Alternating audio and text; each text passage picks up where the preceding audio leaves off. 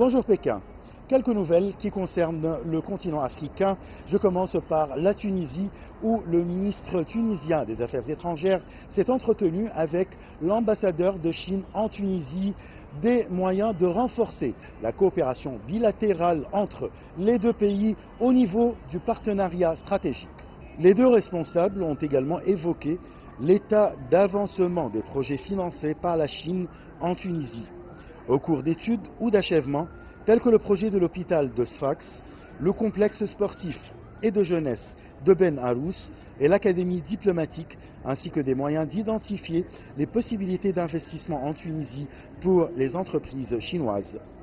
Le ministre tunisien des Affaires étrangères a appelé à cet égard à l'exploitation des manifestations économiques à venir, telles que le Forum des affaires sino-arabes, qui se tiendra en Tunisie les 2 et 3 avril 2019, et le Forum économique sino-tunisien, qui sera organisé à l'initiative de la Tunisie à l'intention des hommes d'affaires et des entreprises chinoises pour faire connaître le climat des investissements en Tunisie et les projets d'infrastructure inclus dans le plan de développement 2016-2020.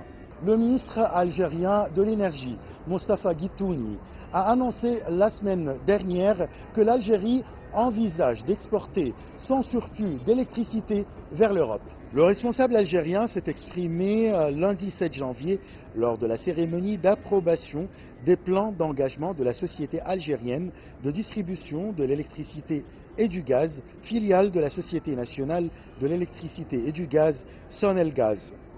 Dans ce sens, Guitouni a soutenu que le groupe Sonelgaz doit établir une stratégie d'exportation basée sur une politique d'investissement et de développement de ses infrastructures et ne plus compter sur l'État, étalant son argument quant à la faisabilité d'une stratégie d'exportation vers l'Europe.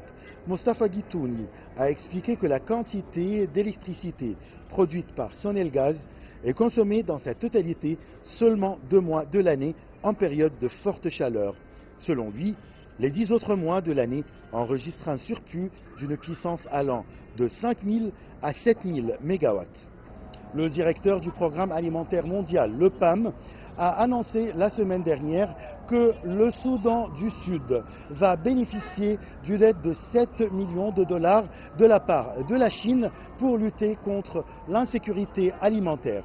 Ce nouveau financement, qui a été octroyé directement au pays via le PAM, devrait faciliter l'achat de denrées visant à alimenter les écoles et les rations alimentaires dans les zones les plus touchées par les conflits et l'insécurité alimentaire.